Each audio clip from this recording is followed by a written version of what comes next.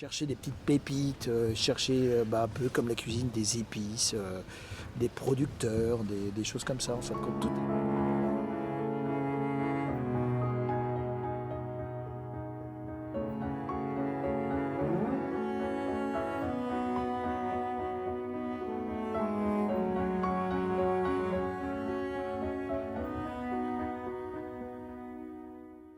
Alors, je connaissais pas ce truc du...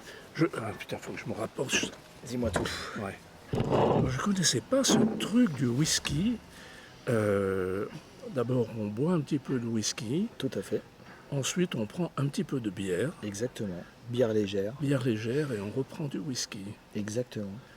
Et qui t'amène qui t'amène de la puissance en goût sur le whisky en fait, qui travaille beaucoup de choses. J'ai appris ça à New York quand j'ai passé 5 ans là-bas. Et les Irlandais, en fin de compte, c'est whisky et bière en même temps.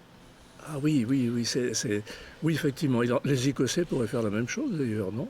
Bon, je pense qu'ils doivent faire la même chose. Ils doivent faire la même chose. Hein. Ouais. La différence, c'est que les Américains, eux, sont plus sur le bourbon. Oui, plus sucré. Ouais. Ouais. Plus sur le maïs. Ah oui, aussi. Le maïs, c'est le bourbon. Oui, le maïs, c'est le bourbon. Voilà. Oui. Et voilà. Mesdames, messieurs, bonjour.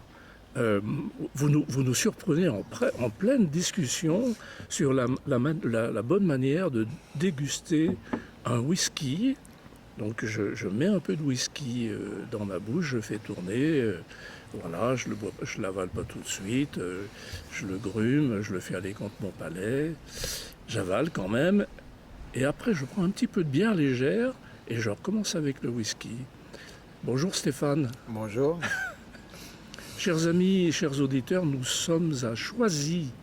Alors si vous vous souvenez, c'est mon village, hein, l'épisode 54 a été fait ici, d'ailleurs au même endroit, avec Maxime le boulanger qui est juste à côté de chez Stéphane et son restaurant Le Bien Allé. Je suis très heureux de vous recevoir avec Stéphane, vous nous surprenez en pleine discussion. Et donc tu me dis que tu as appris ce truc à New York. Ouais, je suis parti en 2012 pendant 5 ans. Et j'ai bossé et j'ai ouvert mon restaurant sur New York.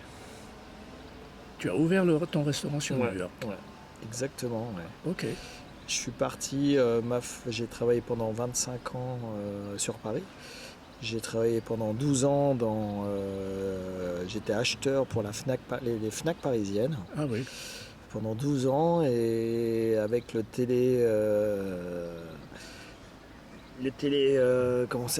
piratages numériques, j'ai décidé de partir de la musique pour ma deuxième passion, la cuisine. Donc tu faisais de la musique parce que la Fnac ça n'a pas grand chose à voir avec la cuisine. J'ai toujours été une grosse passion, j'étais un gros passionné de musique. D'accord. Quand j'étais petit, mon père hurlait parce que j'installais sur le toit une sorte d'antenne pour essayer de trouver des radios pirates. et ma passion, c'était vraiment la musique. Tu jouais d'un instrument Trop feignant. J'avais fait 6 ans de solfège. À notre époque, on faisait le solfège sans instrument. Eh ben oui. Et ça m'a un peu dégoûté parce qu'en plus c'était le mercredi matin à 8h et le samedi matin à 8h. Et on apprenait que du solfège brut. Ouais. Et sans jouer un instrument. Et en fin de compte, ça m'a vite fatigué. Oui, je comprends ça. Voilà. Donc tu cherchais les radios pirates. Les radios pirates, je mixais aussi. Ah oui. À partir de l'âge de 16 ans, j'ai commencé à travailler dans les discothèques. Ah oui. Parce que j'étais un passionné de musique. J'étais assez malin à cette époque-là à l'école parce qu'en fin de compte, je mettais des personnes qui avaient énormément de vinyles, de styles qui m'intéressaient, en contact avec d'autres. Et moi, j'étais au milieu et j'enregistrais des cassettes. J'enregistrais, puis après, je faisais les échanges, mais ça restait une semaine chez moi pour enregistrer tous ces albums. Tu produisais un peu, je veux dire. Pas du tout, non, mais j'ai toujours aimé, en fin de compte, des choses introuvables, un peu comme la cuisine, en fin de compte. Ouais. Chercher des petites pépites, chercher un peu comme la cuisine des épices, des producteurs, des choses comme ça. En fait, quand tout est lié, en fait. Quand, Oui, tout est lié. Mais que tu proposais à la FNAC pour ensuite... Pas du tout. Pas du tout. Non. Pas du tout. J'avais beaucoup de liberté. Quand je suis arrivé à la FNAC, j'avais beaucoup de liberté sur le plan... sur des coups de cœur, sur des choses comme ça. Oui, donc tu recherchais de la musique pour Exactement. Je cherchais de la musique et je savais pour quelle FNAC, les choses comme ça, que ça pouvait vraiment les intéresser. Ah oui. D'autres non, d'autres oui, et c'était ça qui était vraiment intéressant. Ouais. Ah oui, ça c'est très, très intéressant. Et alors, oui, tu as raison, en fait, ce sont des recettes. Hein. C'est pareil, ouais, j'ai fait découvrir, j'ai amené sur la scène des grosses signatures, des autopreneurs, tu vois, en production, et qui étaient des jeunes. Et quand j'avais écouté, je dis putain, mais ça c'est super, ça je vais t'en prendre. Ils n'avaient pas de label, ils n'avaient rien. Et puis il y en a 3 ou 4 qui ont signé des grosses majors derrière. Ah Donc oui. j'étais content. Ouais. Ah bah oui, oui, je comprends ça. Donc après la FNAC, tu pars... Donc j'ai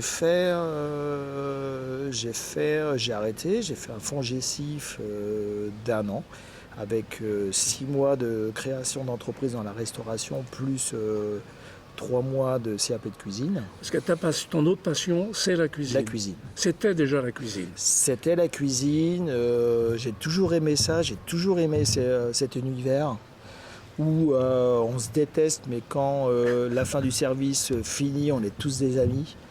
Et ça m'a toujours impressionné en fait contre cette ambiance de cuisine, ce stress, ce bon stress en fait compte. Ouais.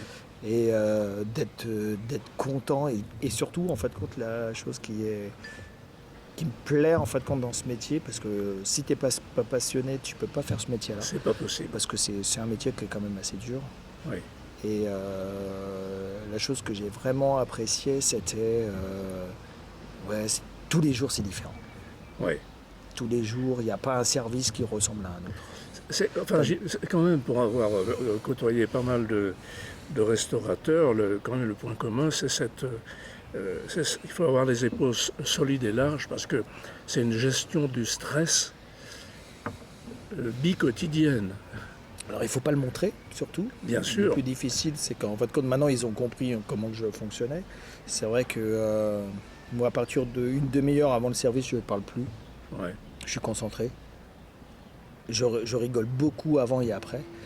Mais cette période, en fait, compte la demi-heure juste avant le service, en fait, compte, c'est ça qui va donner, en fait, compte le ton. Ouais.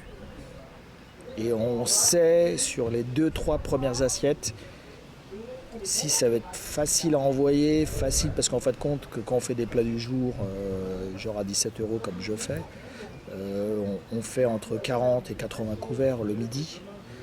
C'est qu'on sait si ça va être facile ou pas. Alors, attends. Le montage. Ah oui. Le montage final. Qu'est-ce qui te dit si ça va être facile ou pas? En fait, compte, c'est tout. En fait, compte, c'est les gens quand ils viennent tous en même temps, la fluidité sur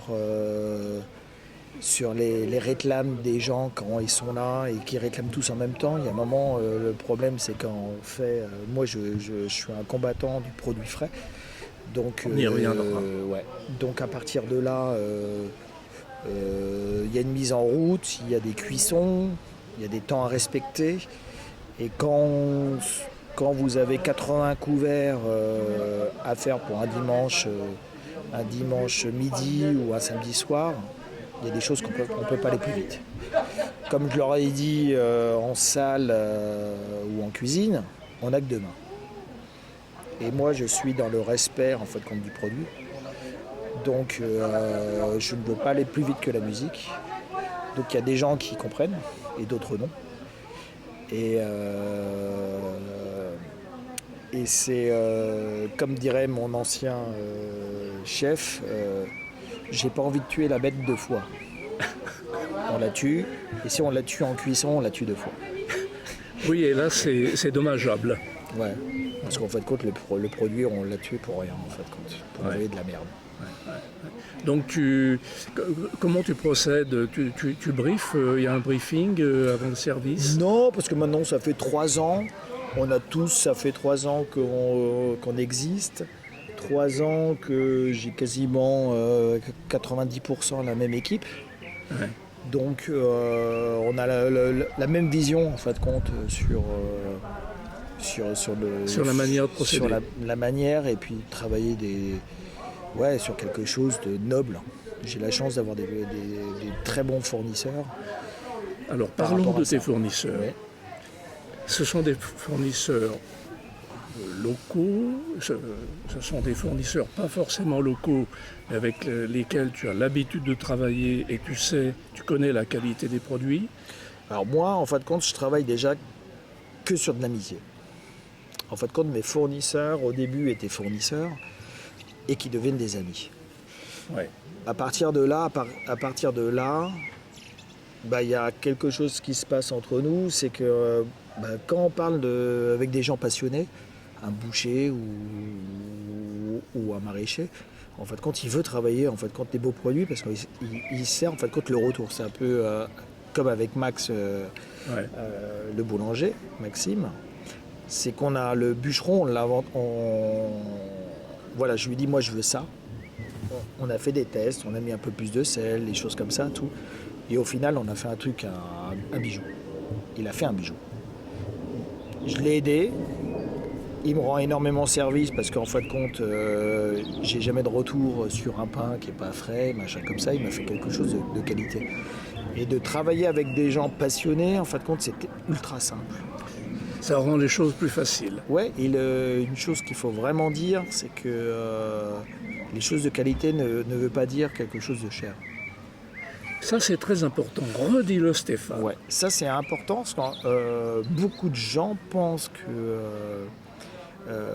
le produit, en fin de compte, le produit en lui-même, il a un coût. Oui. Et d'acheter, moi j'hallucine toujours, acheter de la volaille, là en plus on était en plein dans la grève des agriculteurs il y a un mois. J'hallucine qu'on achète du poulet brésilien, qu'on achète des choses extérieures et que la France peut produire. Ça, je trouve ça hallucinant. On les a chez nous. On les a chez nous et le pire dans l'histoire, c'est que ça se joue à des centimes. Ouais. C'est même pas, c'est pas genre 6 euros le kilo, c'est le truc brésilien doit coûter 4,60. C'est 40 centimes.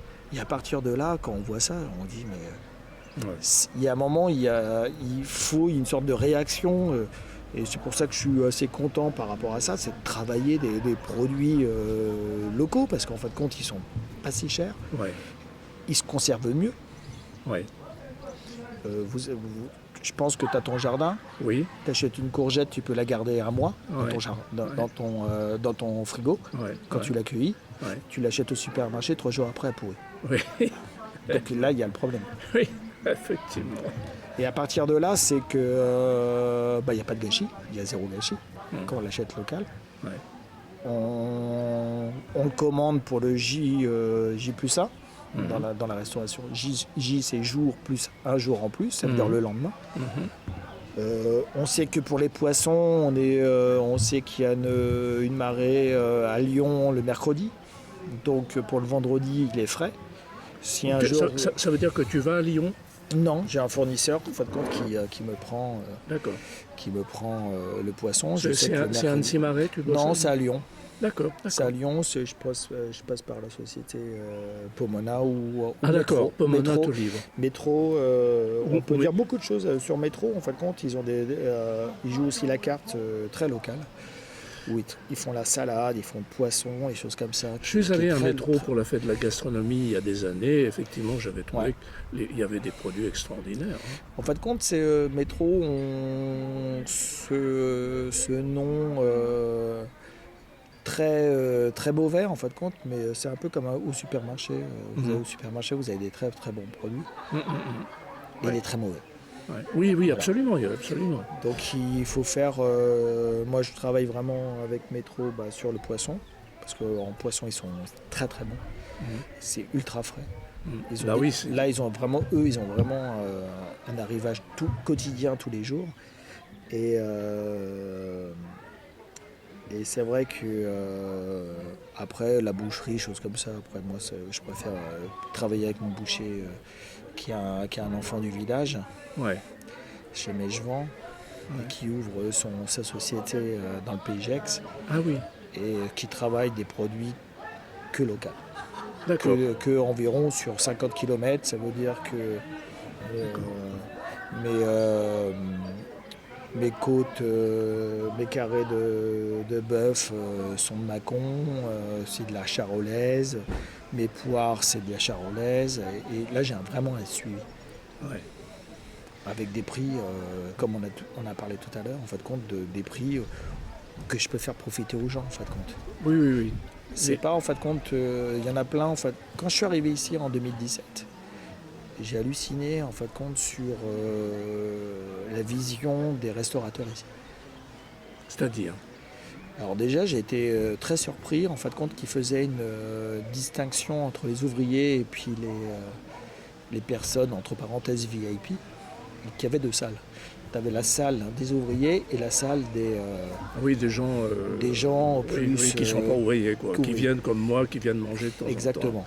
Ah oui, Et moi, j'ai halluciné par rapport à ça. Et c'est pour ça que pour moi, et certains ouvriers au départ, quand j'ai ouvert ici, ils ont été un peu surpris, ils étaient même mal à l'aise.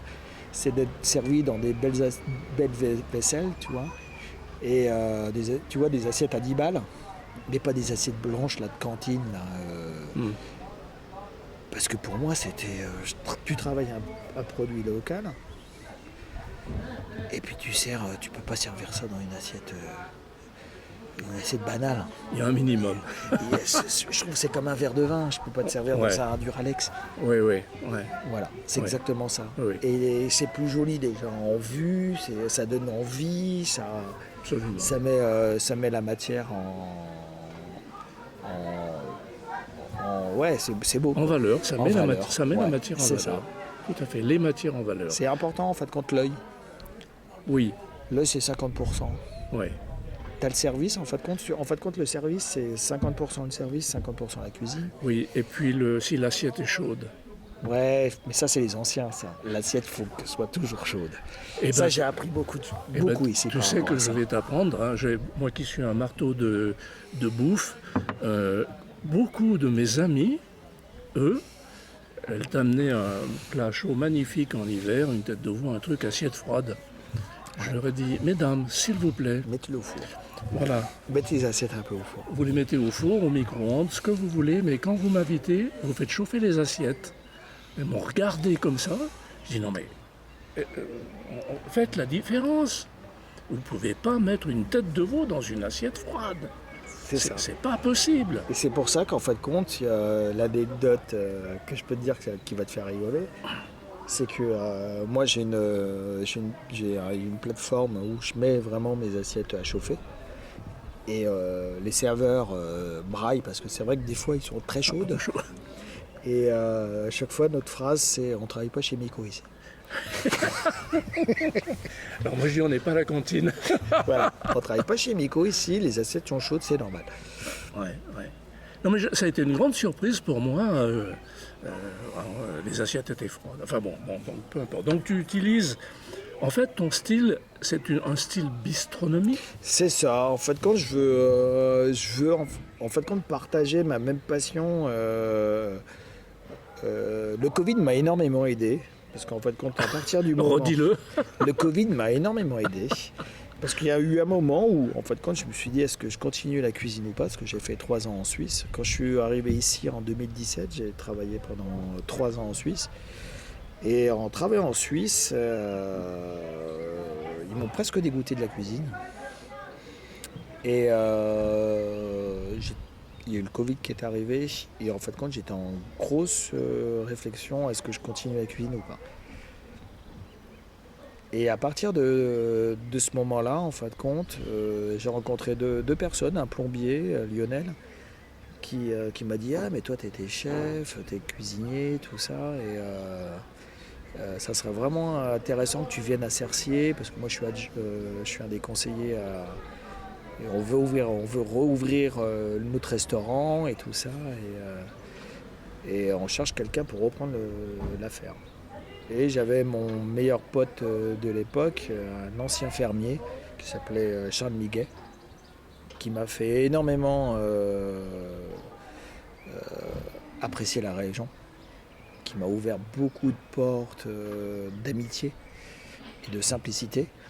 Et c'est pour ça que le logo, il y a une poule. Oui.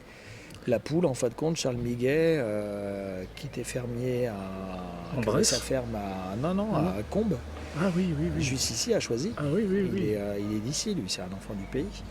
Et il m'avait offert un jour, il est venu, il m'a offert une poule avec un poulailler.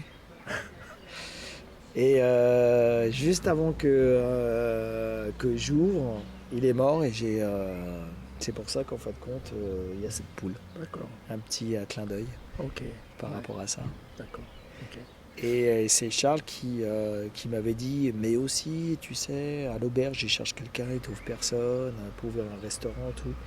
Et moi, je voyais le nom auberge, en fin de compte, quelque chose de vétuste,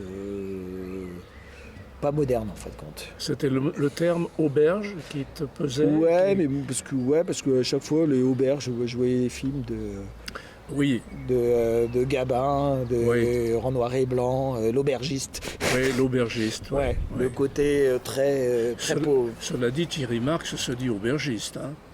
Oui, mais il a changé, hein, parce que lui, tu reviens un petit peu en arrière, il était dans la molécule. Hein. Oui, oui, oui, Ah, absolument. Maintenant, absolument. c'est un défenseur que j'apprécie énormément, parce que c'est quelqu'un qui a remis toute sa carrière en jeu. Il s'est repris.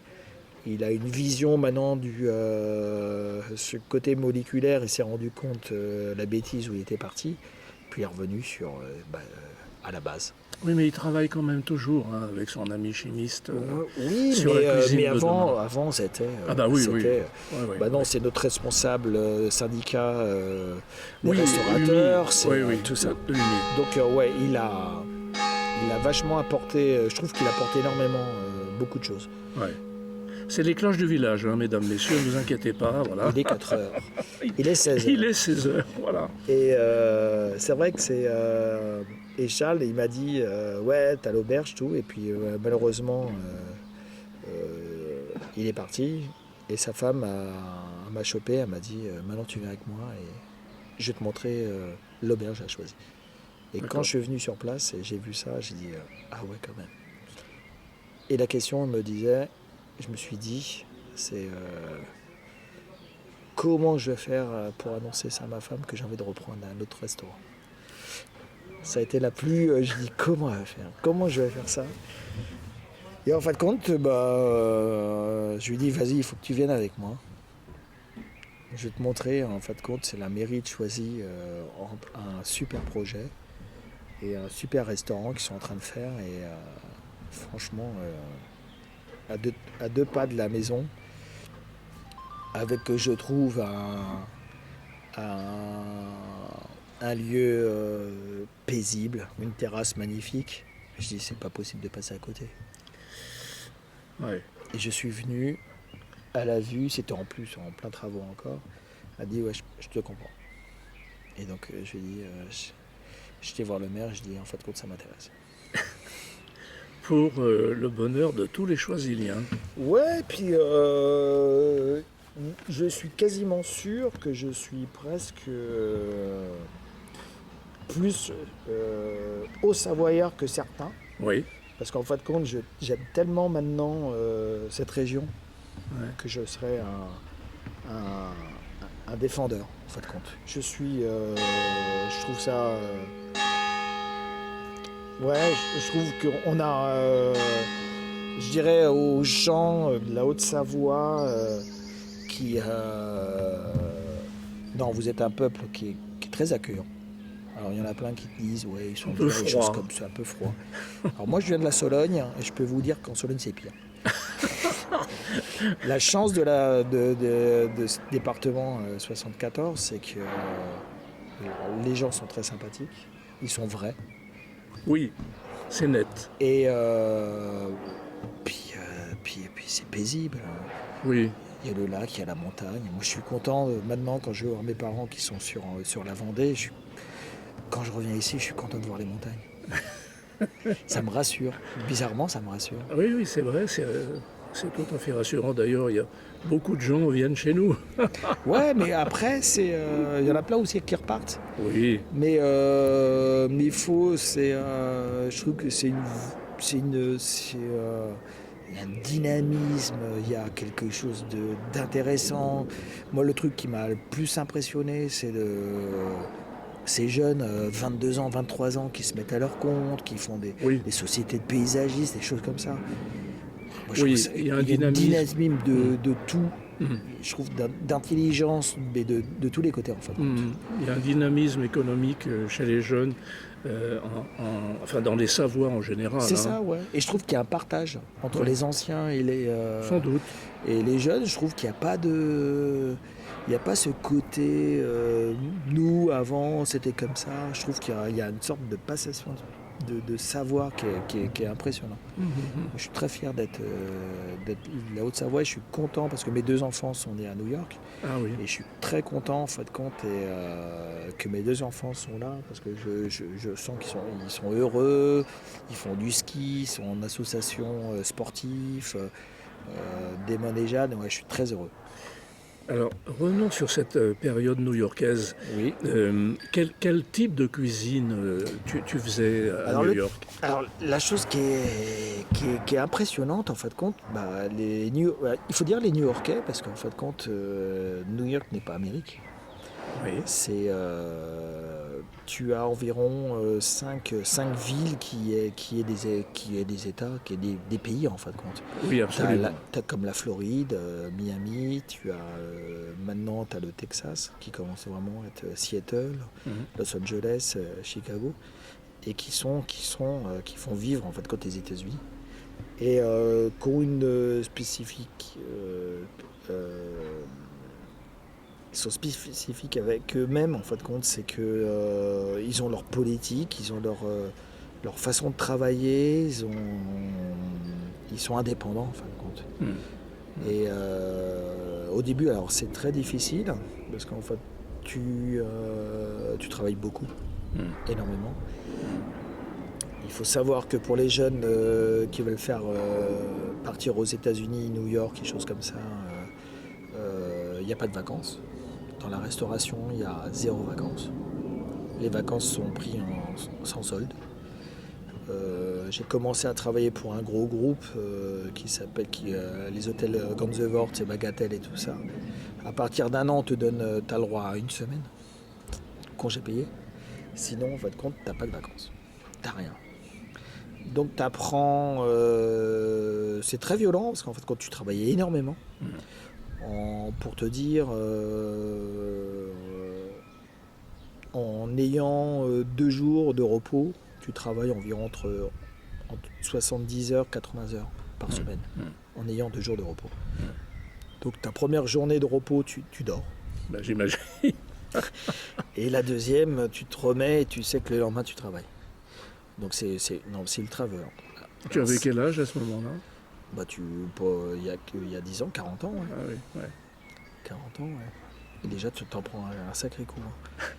Ça a été compliqué au début physiquement. Oui, sans doute. Le problème de la langue. Ouais. Apprendre, je pensais parler anglais. En fait, quand je me suis rendu compte que je ne savais pas parler anglais. Ah, le leur surtout, quoi. Hein. Ouais, alors c'est compliqué. plus facile. Hein. Non, Ouais. au contraire, c'est ultra simple. Oui, mais c'est bon, plus simple. dans l'accent. Ouais, puis tu apprends aussi qu'au lieu d'apprendre l'anglais, j'aurais dû plutôt apprendre l'espagnol. C'est ce que j'allais Parce que, dire. en fin de compte, en cuisine, il n'y a que des Mexicains, Ouais. équatoriens.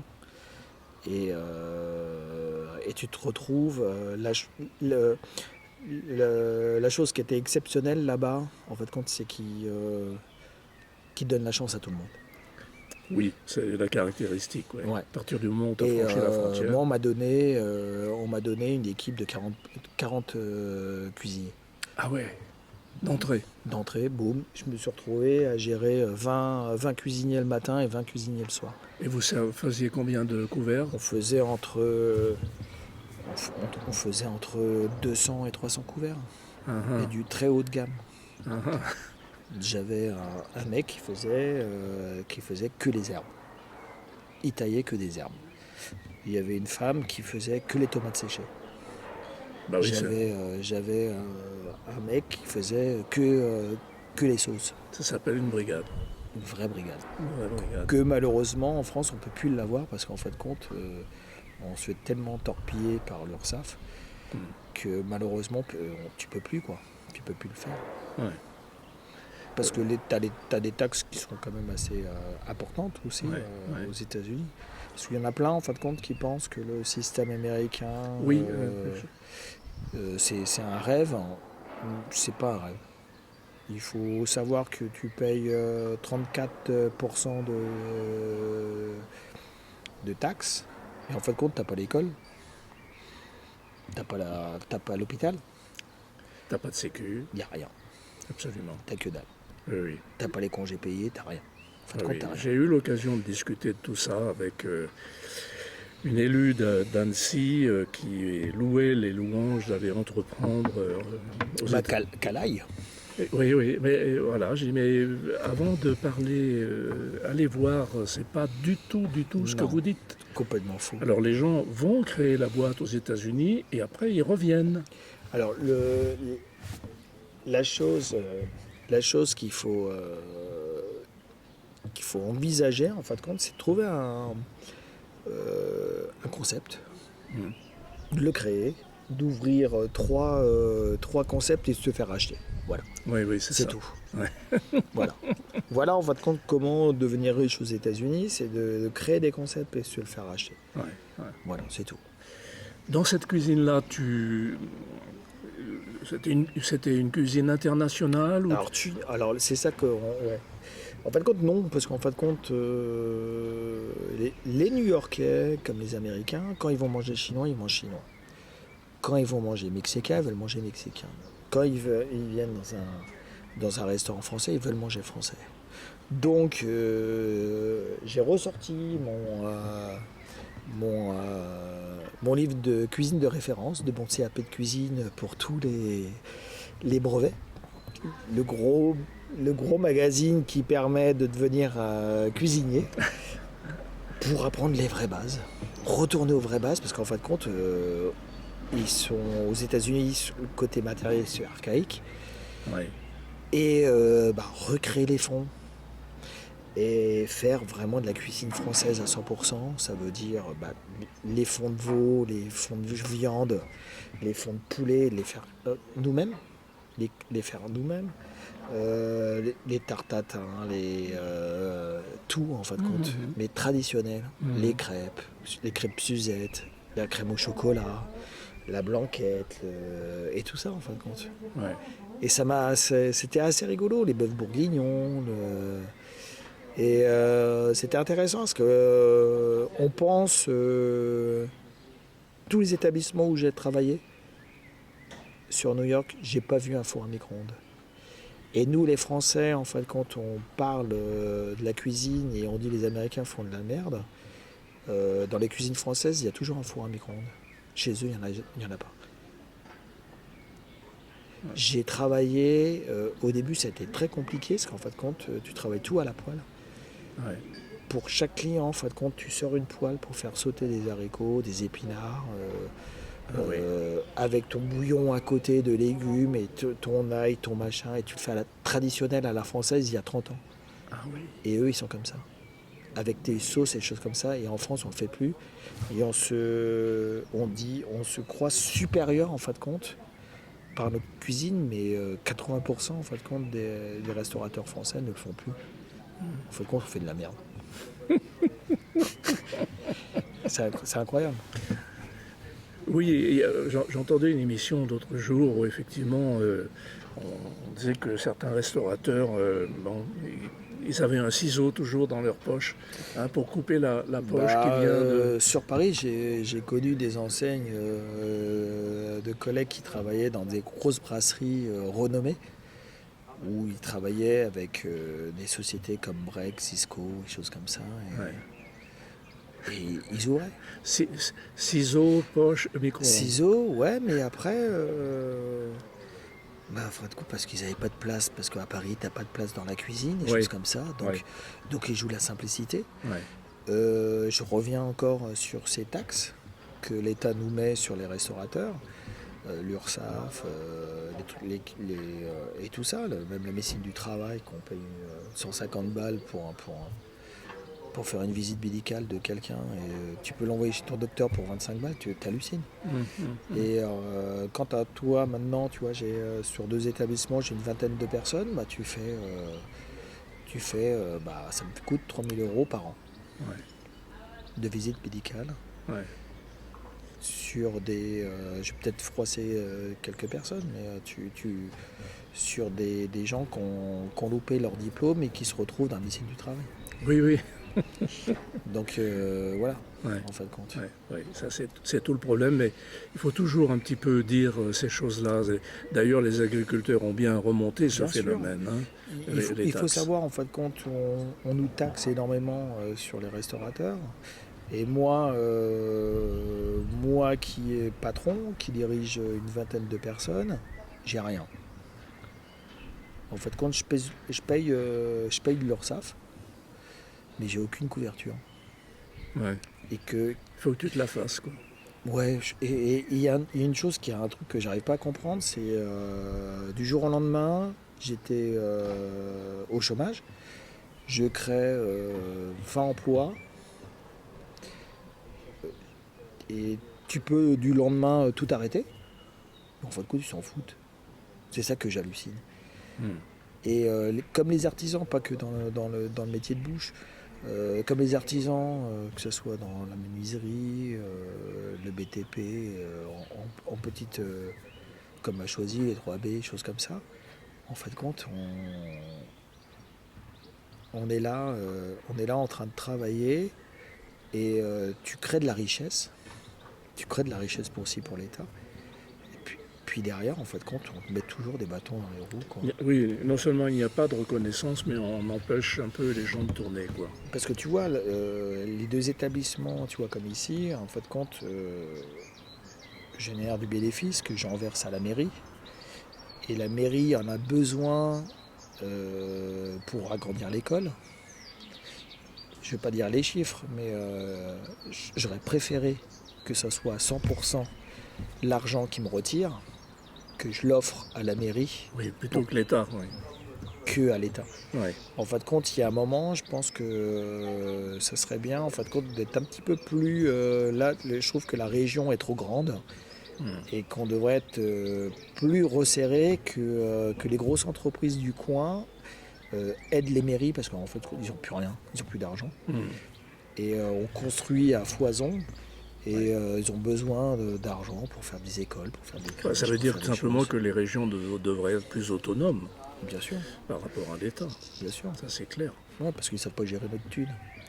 Ils ont leur vision à eux de gestion, de cette gestion-là, quoi, qui ne correspond pas aux besoins des régions, et qui ne correspond pas aux besoins des villages. Ouais, puis puis après, comme tout à l'heure j'en parlais, et puis quand tu vois les besoins qu'ont la mairie pour construire, pour les choses comme ça, et puis on leur retire de plus en plus des choses en plus, et on leur dit démerdez-vous, c'était trop facile. Absolument. Et puis moi je suis fier, comme j'ai dit, ce drapeau, cette croix blanche, je l'adore. Surfond rouge, à ne pas confondre avec le drapeau suisse. Non. J'ai dit la croix blanche. Croix blanche. J'ai pas dit la blanche. Oui, pas dit l'inverse, absolument. Parce qu'on fait la confusion parfois. Ouais. Bon, allez, après l'histoire, c'est vrai qu'elle est un peu compliquée. Hein. Oui, c'est un peu compliqué. Oui. Mais cette passion, c'est vrai que c'est cette passion, je suis fier d'apporter ça à la ville de Choisy. Avec Maxime, maintenant le boulanger, on a amené un pôle d'attraction. Absolument. Il y a beaucoup de gens qui ne connaissaient pas Choisy, maintenant ils connaissent Choisy. Absolument. Et on se rend compte que Bernard Seigle, par rapport à ça, a vu juste en fait compte. Que c'est pour pas rester dans l'anonymat et d'être entre parenthèses une cité dortoir, a permis de créer du mouvement, en fin de compte, Oui, de la vie. absolument. Donc, mesdames, messieurs, quand j'avais interviewé Maxime, j'avais dit, quand vous venez chercher du pain chez Maxime, allez donc déjeuner ou dîner à côté à l'auberge du Bien-Aller. Et là, je dis, quand vous venez déjeuner ou dîner au Bien-Aller, vous allez chercher votre pain à côté, à la boulangerie L'Authentique. C'est Maxime. Je rappelle l'épisode que j'ai fait avec lui, c'est le numéro 54 de Si on parlait cuisine. Et en parlant de ça, c'est que tous les deux, on a été repérés par le Goemio, Ah oui, boulangerie, le côté artisanat, et puis nous, on est rentrés dans le Goemio régional cette année. très bien. On a été repérés par eux et on est très fiers. Ouais. Toute mon équipe, j'ai une équipe de fous qui ont la même passion, la même envie, cette énergie. Des fois, je me dis, sans eux, j'aurais arrêté. Oui, c'est difficile pour une personne seule ou c'est même pas possible, quoi. C'est un travail d'équipe. Alors, justement, à propos du recrutement, Ouais. est-ce que tu as des problèmes pour recruter ou pas du Alors, tout? Moi, je suis le partisan, en fin de compte, du bon salaire pour les personnes compétentes. Donc, Très bonne approche. à partir de là, j'ai pas eu ce problème-là et on m'a une personne qui tenait un restaurant m'a dit que j'étais en train de biaiser en fin de compte le marché du travail parce que je l'ai payé trop. Ah oui. Et je l'ai regardé, je dis mais je suis désolé, mais en fait quand il mérite ce salaire. Ouais, si on veut que ça marche, il faut payer les gens Ouais, au et prix. puis des bonnes personnes en cuisine te permet de faire des belles choses, de créer des belles choses. Mhm. Des responsables, j'ai la chance d'avoir Christine, Cyriane et Gwen et qui me poussent, qui sont courageuses. Même des fois, je leur demande beaucoup de choses et ils sont toujours présents, quoi. Toujours là. Et le truc que j'ai toujours bossé, en fin de compte, comme si c'était mon restaurant avant. Mhm. Et quand je les vois, en fin de compte, travailler comme des fous pour mon restaurant, en fin de compte, ça me fait plaisir. Je crois que c'est la plus belle récompense. Oui, La plus belle récompense, c'est d'avoir un personnel joyeux et puis des clients joyeux, en fait. oui, oui. C'est la récompense. Absolument. Et puis que les gens sont là pour déjeuner ou dîner, quoi. Hein. C'est ça. Parce que t'as toujours du monde. Ouais, et puis ce côté, il faut que ça soit une sorte de fête. Comme dirait mon pote vigneron, la famille Perret, Pierre, la vie est une fête. Oui, À partir de là, si on l'a oublié, en fait, quand ça sert à rien. c'est triste. C'est triste et puis on n'avance pas. C'est ça, et puis c'est à partir du moment où tu arrives à faire ton salaire, tu arrives à payer tes fournisseurs, tu arrives à payer ton personnel, et que ça passe vite. Mon père me disait toujours, fais un métier qui te plaît, Ouais. et ta vie sera belle. Et ben je l'ai trouvé. Quel est ton regard sur le système du Michelin? Alors on parlait de Goemio, mais du système des étoiles du Michelin. Je pense Comment est-ce que tu vois ça, toi? Michelin, je crois que là, ils vont commencer un petit peu à changer leur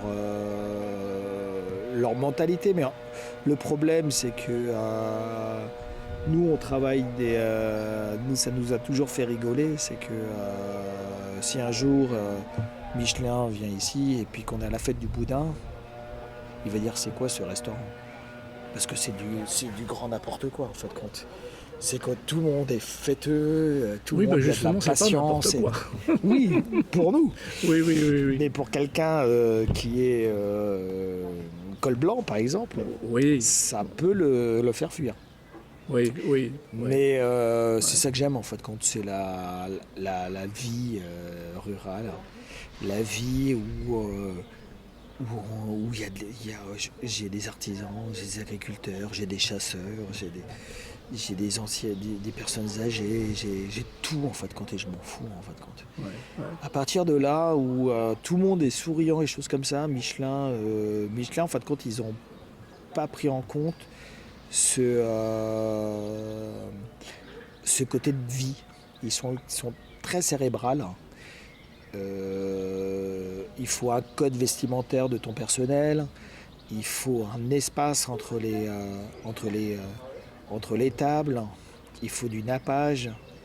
Et quand je travaillais où on a eu une étoile Michelin au Châteaubriand avec Inaki, dans le 11e arrondissement, lui, il ne la voulait pas.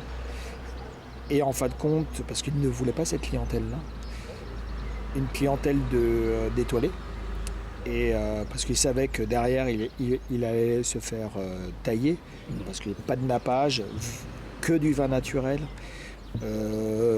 des serveurs avec une chemise blanche pas très bien repassée, mal rasée, qui cassait un peu les codes du... c'était un peu c'était une sorte de repère. Il y avait Philippe Catherine, t'avais Lio, t'avais Dédé, mais c'était sympa quoi. Mais c'était sympa. Mais tu rigolais.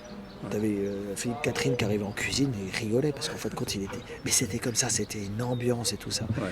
Et en fait compte, il a accepté parce que sur la première année il avait refusé l'étoile et sur la deuxième il l'a faite, mais 0 réservation.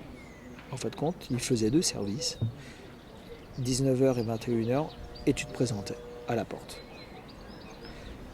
Pour ceux qui connaissaient, il y avait une ligne spéciale, pour les autres, non. Et ça, j'ai trouvé ça génial. Donc, en fin de compte, c'est l'étoile. L'étoile, ça veut rien dire, en fin de compte. Moi, l'étoile, je l'ai dans ma tête. Ouais. Avec mon personnel, on passe des bons moments. Voilà, l'étoile, elle est comme ça. Ben oui, tu as constitué une belle équipe, là. Voilà.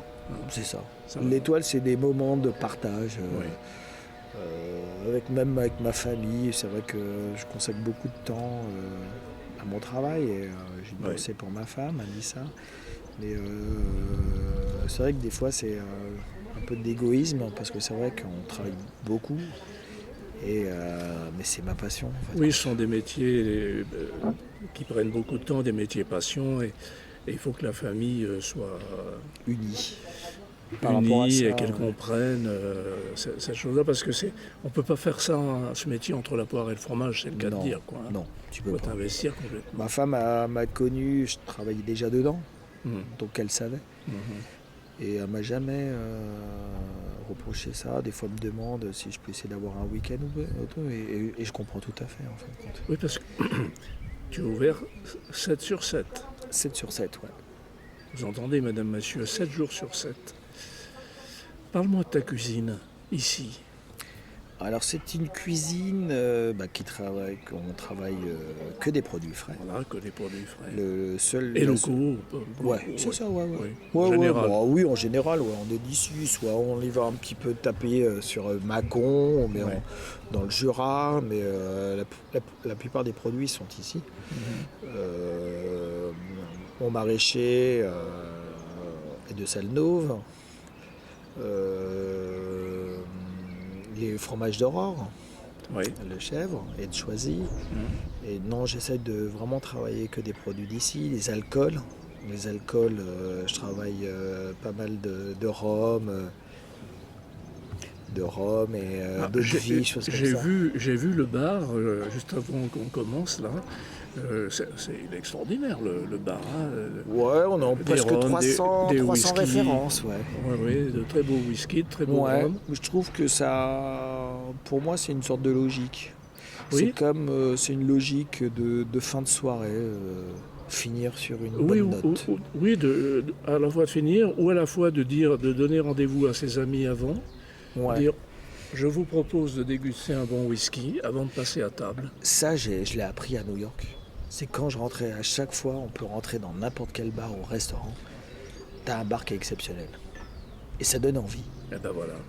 j'ai pas envie de rentrer dans un bar où tu as Suze, Ricard, le JB Oui. et un rhum pourri, quoi.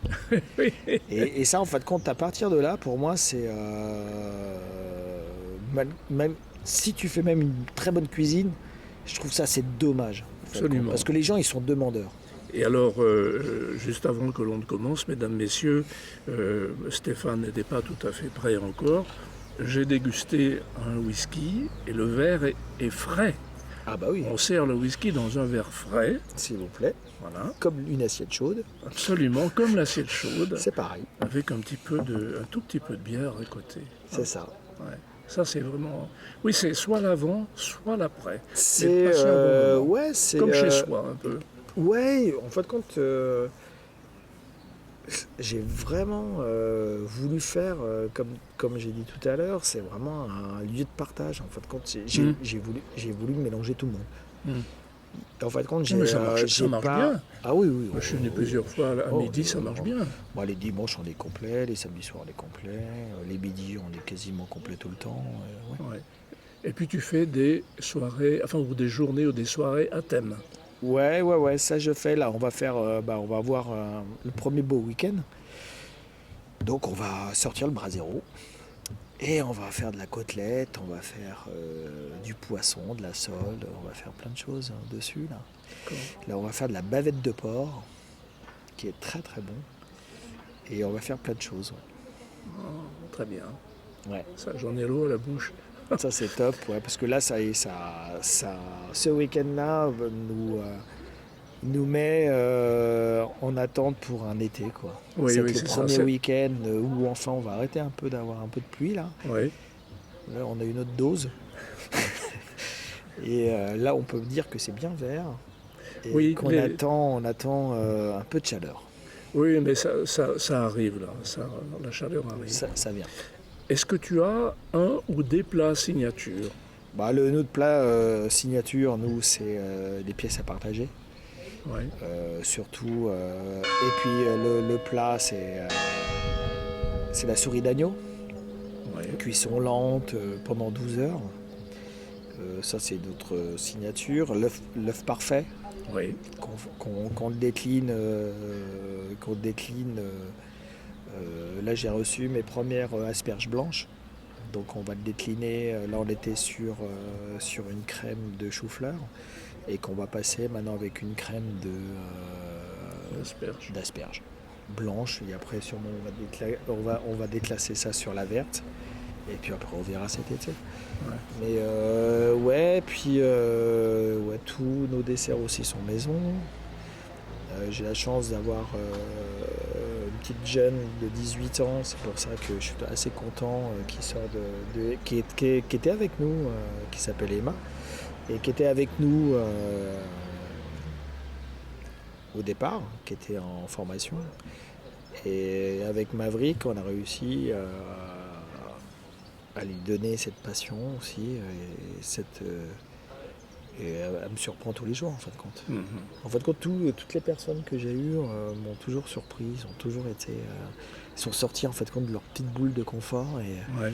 Ouais. et Bah, c'est contrairement- exceptionnel. Ouais. Contrairement à certains, ce qu'on en a pu voir, parce qu'on parlait de violence en cuisine, tu sais peut-être insuffler donner le bon message pour que Alors moi, ça se passe bien. j'ai eu de la chance de ne pas avoir cette génération de chefs fous ou qui traitaient les gens comme de la merde.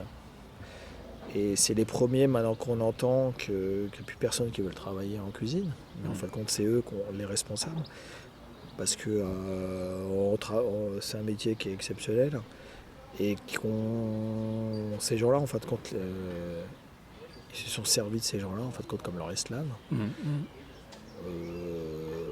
Et cette nouvelle génération, on a perdu une génération Ouais. en cuisine, en les traitant comme de la merde.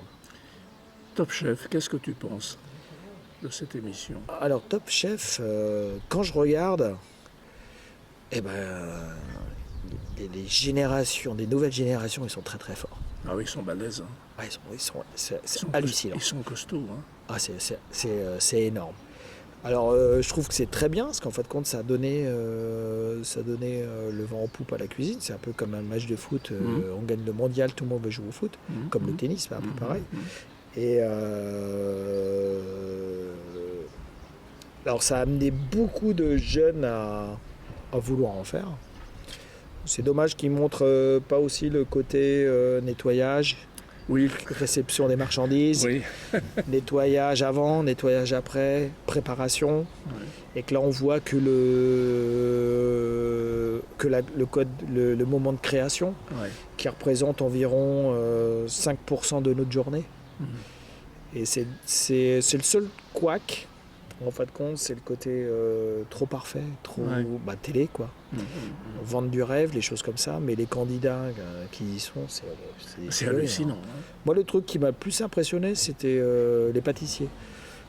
Ah oui. De trouver, un jour, je suis tombé sur cette émission et j'ai vu un gendarme en train de faire une pâtisserie que je serais incapable de faire. J'ai vu. Ouais. Et il a fait quelque chose d'exceptionnel. Et je lui dis, mais si tu veux, tu viens chez moi, je t'embauche. Il y a des fous furieux. Ouais, mais c'est ça qui est beau dans la cuisine, en fin de compte, parce qu'en fin de compte, pour chaque personne, on est bon sur un domaine, que ce soit n'importe quoi.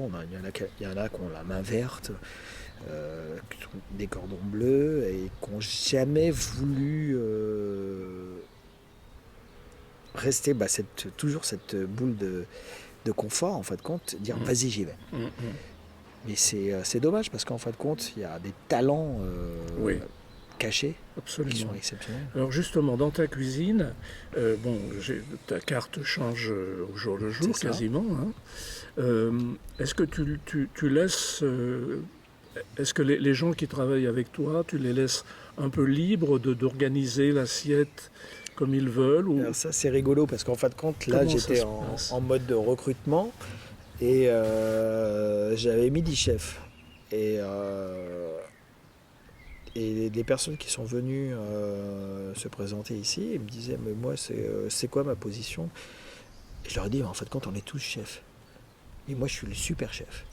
C'est-à-dire que donnez-moi les idées, on travaille tous ensemble, les choses, je vous dis oui ou non, les choses comme ça. Mais en fin de compte, au contraire, tout le monde est chef. Il n'y a pas de commis, il n'y a pas de second, c'est tout le monde est chef. Et je veux que chacun amène son truc, amène ses idées, et après on fait un tri, quoi. Mais quand les assiettes partent, tu as l'œil. Bien sûr. Hein? Ah, mais je goûte tout, moi. Je goûte tout. C'est pour ça que j'arrive pas à perdre de poids. Je suis. Ma femme elle m'a dit, mais pourquoi tu devrais faire un régime, les nouveaux régimes là, pendant 16 heures là, tu manges pas là. Tout. Je dis, mais moi je suis obligé de goûter. Ouais. Je peux pas de 8 heures de 20 heures jusqu'à 11 heures. Moi, je suis obligé de goûter mes sauces, je suis obligé de goûter trucs. C'est pas possible. Ça paraît difficile pour un cuisinier, on les voit toujours plutôt bien portant. Bien portant, quoi. Hein. Toujours en surpoids. Bon, sauf Jean Sulpice qui est sec comme une trinque. Oui. Il fait beaucoup de sport. Mais... Ouais, non, mais c'est. Puis quand tu fais beaucoup d'heures, t'as pas envie de faire de sport. Oui, t'as pas envie de sport. Non. Ouais, c'est sûr. T'as envie d'aller chercher l'ail des ours, oui. chercher les champignons. Oui, là c'est en foison. Là, ouais. C'est top. Là, je vais y aller. Ça va commencer là. Là, c'est parti, là c'est gros là déjà. Ouais. Peut-être un peu trop gros. Ah. Bon. Mais non, c'est. Moi je fais énormément attention et aux remarques des clients, aux remarques, les retours de mes serveurs, responsables. Parce qu'en fin de compte, c'est un tout. Alors des fois, ça blesse. Tu as envie de t'énerver, les choses comme ça. Puis après, tu réfléchis, tu dis, ouais, peut-être c'est vrai. Donc tu dis, tiens, on va changer le truc et tout ça. Ouais. Est-ce qu'il t'arrive de changer au dernier moment ta carte parce que tu as eu une opportunité d'avoir un produit à laquelle tu n'avais pas pensé ou Non, parce que la plupart du temps, c'est pour ça qu'on fait des suggestions. Ouais. Et quand on fait des suggestions, on voit un truc, on dit tiens, ça c'est vraiment pas mal. Et ça, toc, je le marque dans ma petite tête et je dis ça, on va le sortir sur En tout cas, c'est bien parce que tu mets, mesdames, messieurs, Stéphane, donc ce restaurant Le Bien Aller, allez voir sur Facebook, tous les jours, il met le menu. C'est ça. Tu mets le menu. Ouais. Sur les sites internet, sur le site internet et sur Facebook et tout et ça. sur Facebook. Idem pour Le Bien Manger. Les deux, Hein, sur les sites internet. Ouais. Stéphane s'occupe aussi du restaurant Le Bien Manger près du lac de la Bande de Sillingy. Donc quand vous partez pour aller à Paris et que vous passez à la Bande de Sillingy, sur la gauche, il y a un chalet c'est le restaurant Le Bien Manger. Vous pouvez vous arrêter avant de partir pour prendre des forces. Ou quand vous rentrez de Paris, que vous en avez marre, vous vous arrêtez au Bien Manger. Avant de prendre les embouteillages. Avant de prendre les embouteillages annéciens. Parce que comme on l'a dit tout à l'heure, nous sommes une belle région et il y a beaucoup de monde chez nous. C'est ça, c'est ça. Et l'équipe empire. Ouais. Et c'est ça, voilà. Et ça empire. Ouais. L'équipe de Stéphane, dans les deux cas, les équipes de Stéphane seront heureuses de vous recevoir, de vous accueillir et de vous recevoir. Et vous pourrez donc, avant déjeuner ou dîner, boire un bon whisky, un bon rhum, un bon produit. Vous serez accueillis comme si vous étiez chez vous, et même mieux que si vous étiez chez vous. C'est ça. C'est que c'est un travail de tous les jours et c'est rigolo parce qu'on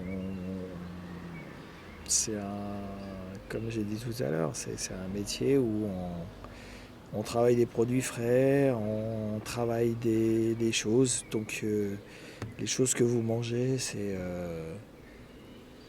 des opportunités. Des fois on m'appelle et dit tiens j'ai ça. Il y a des belles choses qu'on ne peut pas faire sur un menu à 17 €. Quoi. Oui, d'accord. Ouais. Oui. Comme la chasse que je fais le jeudi, là où on a arrêté. Bah oui, c'est fini. C'est fini la chasse. Et cette année, on a fait une seule fois du sanglier, puis le reste, on a fait de la biche, du cerf, du daquet à 17 €. C'est beau. Veux-tu rajouter quelque chose pour conclure? Non, on a passé un très bon moment et je pense qu'on va attaquer maintenant le digestif. Absolument. Après le whisky. Après le whisky. Chers amis, merci de nous avoir écoutés. Alors n'oubliez pas, choisis en Haute-Savoie l'auberge Le Bien Manger, près de l'église. Vous ne pouvez pas vous tromper, avec l'authentique, la boulangerie à côté. Ne vous inquiétez pas, vous serez toujours bien accueillis. Merci, à bientôt.